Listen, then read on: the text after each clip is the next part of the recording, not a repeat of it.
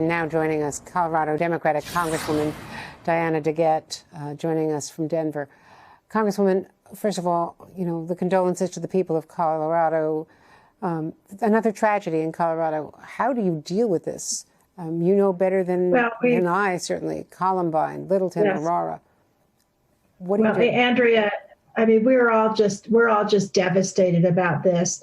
I've been working on this issue for many, many years, since the 90s when I was in the state legislature, and Columbine is in my congressional district.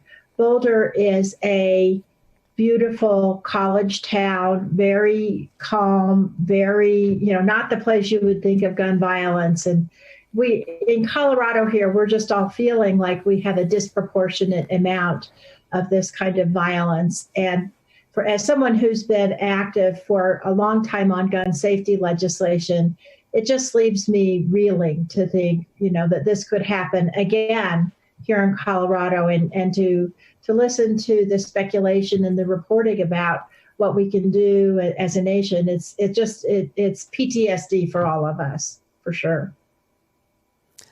I'm sure it is. And am I correct? Colorado is an open carry state, is it not? I'm not sure Boulder is open carry though, and I mean, no, people don't walk around with their guns in the grocery stores. Because one of the points that was made last night is for police in open carry states. If you've got a guy walking with a long gun into a supermarket, you don't know, is he a madman or is he just a guy carrying a gun? Yeah. And that is the case in many states in America. Yeah, that happens in many states in America. And I've seen it myself in some of the protests recently on television. And you don't know, is that person going to start shooting that gun or not? But one of the issues that we saw with Officer Talley last night, and what a heartbreaking situation. Here's a law enforcement officer with 7 children who gets a report, who goes just minutes later running into the scene. This is the same thing that happened in the Aurora Theater shooting, where you had people who immediately called 911. You had the law enforcement who immediately ran in. But by then, because of the weapon, and we don't know exactly right now what kind of a weapon it was, but the observers said that they heard many gunshots.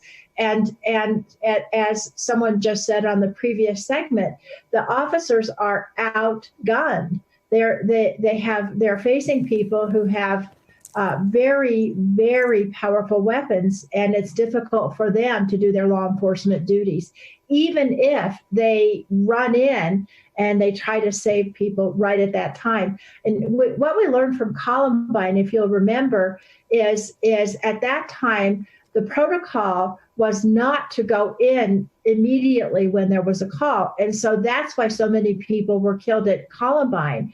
But now the officers run in, but they are just sitting ducks for being shot. It's a horrible situation, what we've evolved to. Well, again, our condolences. Congresswoman, thank you for joining us today. We hope that this time it might be different. Oh, I hope and I pray that this will be an incentive for us to do something. Thank you. Thanks for speaking out. Hey, thanks for watching our YouTube channel. You should know that you can follow today's top stories and breaking news and catch up on your favorite MSNBC shows all in one place. Download the NBC News app today.